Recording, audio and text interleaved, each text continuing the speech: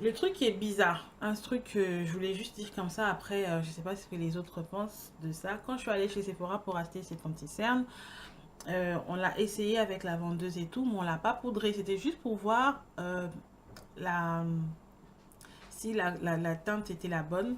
Donc on a essayé, on a estampé au doigt comme ça vite fait. Et euh, on a, avec la vendeuse, on n'a pas fixé avec la poudre. Et bah comme je partais travailler juste après, je suis partie travailler comme ça. Mais j'ai aimé le rendu sans fixer. Je sais pas. C'était mat, bien couvrant, très léger. On voyait plus mes cernes. Mais voilà, ça n'a pas filé dans les plis. Donc est-ce que c'est un anti-cerne que tu peux appliquer sans poudrer? Je ne sais pas. Parce que là, moi je poudre, ça fait trop sec.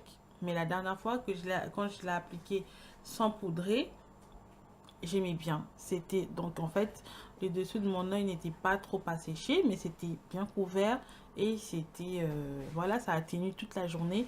Et si je ne me trompe pas, si je dis pour ne pas dire des bêtises, honnêtement, ça n'avait pas filé dans les plis parce qu'en fait on l'a estampé au doigt, on l'a bien rentré et tout, ça n'a pas fait de dépôt dans les plis de façon là. C'est pour ça que je n'arrête pas d'acheter des anti-cendres parce que vraiment, je veux quelque chose qui ne file pas sur ce pli-là. Et jusqu'à présent, j'ai pas encore trouvé quelque chose qui fait ça.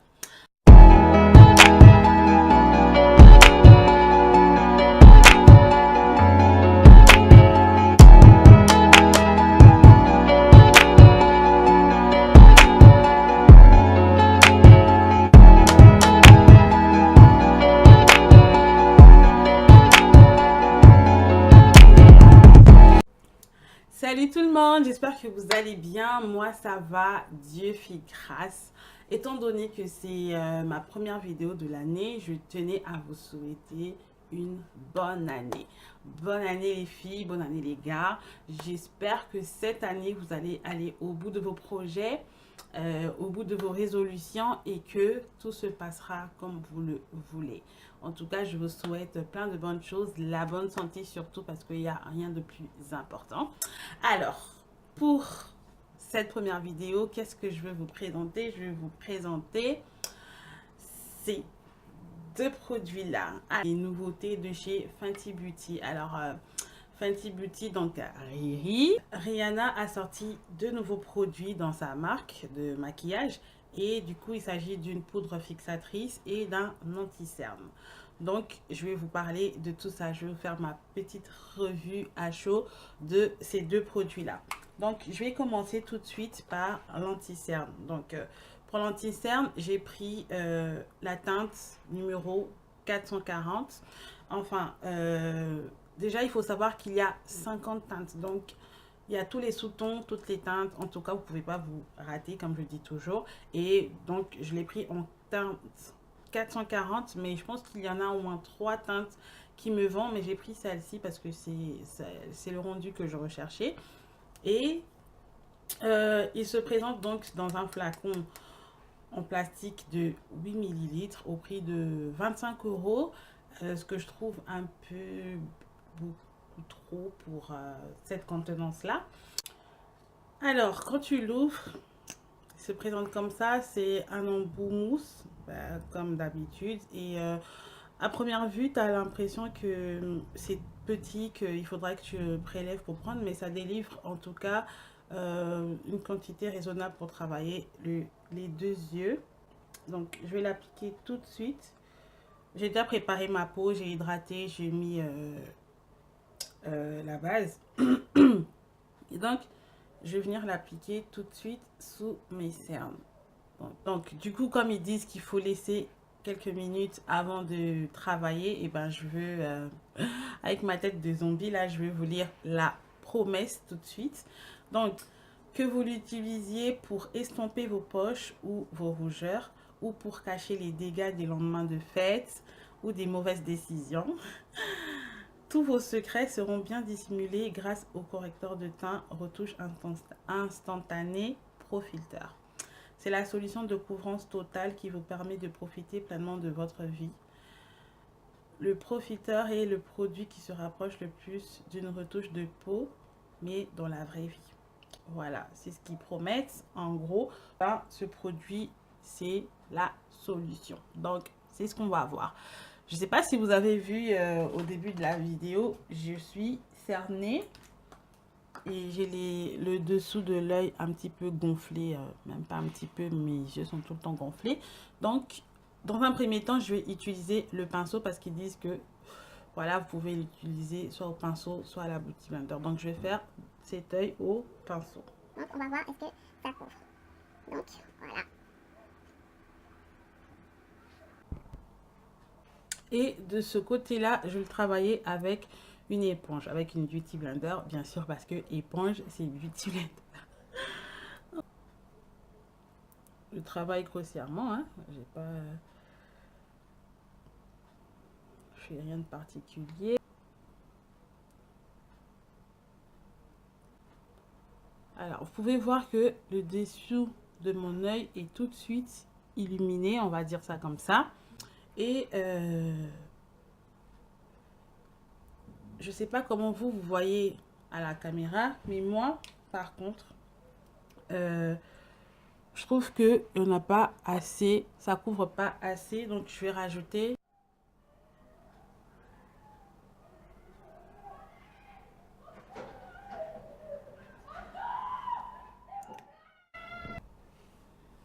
Donc j'ai rajouté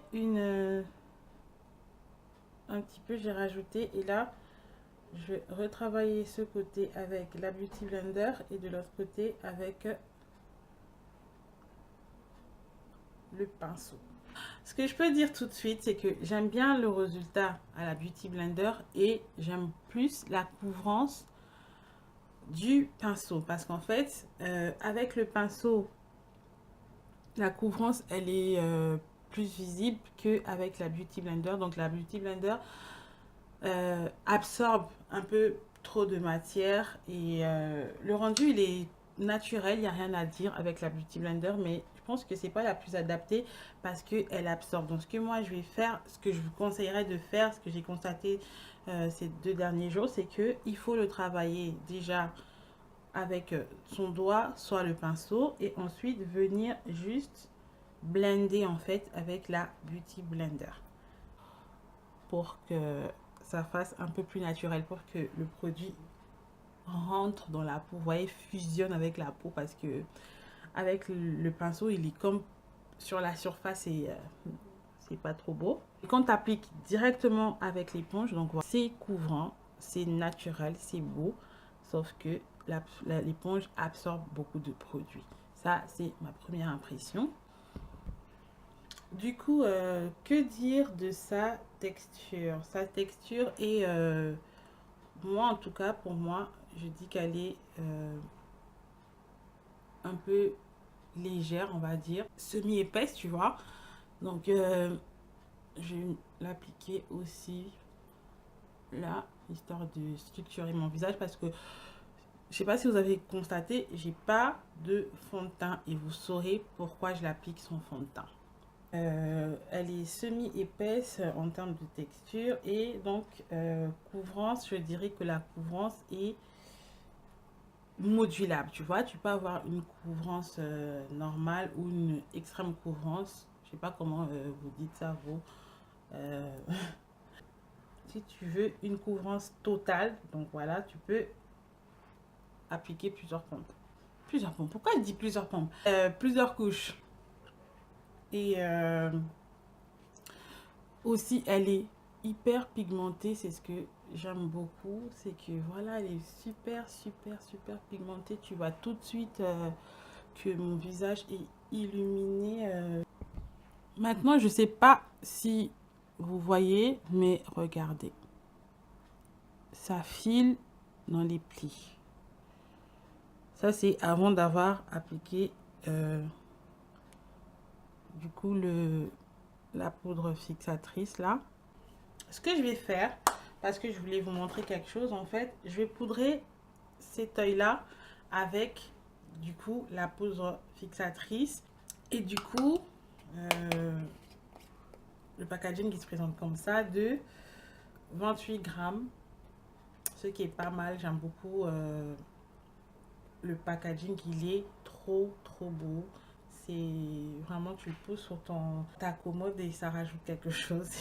c'est même un objet de déco. Donc, comme je vous dis toujours, les produits de Riri sont super beaux. Les packaging sont super beaux. Et du coup, elle coûte 31 € si je me trompe pas. Voilà, c'est correct aussi. Hein. Voilà quoi. Après, c'est relatif. Donc, la teinte Note Mug se présente. Elle est comme ça du coup. Je sais pas si vous voyez très bien, mais voilà. Mais regardez, ça sort beaucoup. Il faut bien vérifier dans votre carton, dans l'emballage, si vous avez ce truc là, cette petite opercule là pour ouvrir comme ça. Et du coup, je vais l'appliquer tout de suite. Je vous ai dit, hein, vous blindez encore une fois. Ensuite, vous venez appliquer l'anti-cerne. Ah, là. Ensuite, vous venez appliquer la poudre.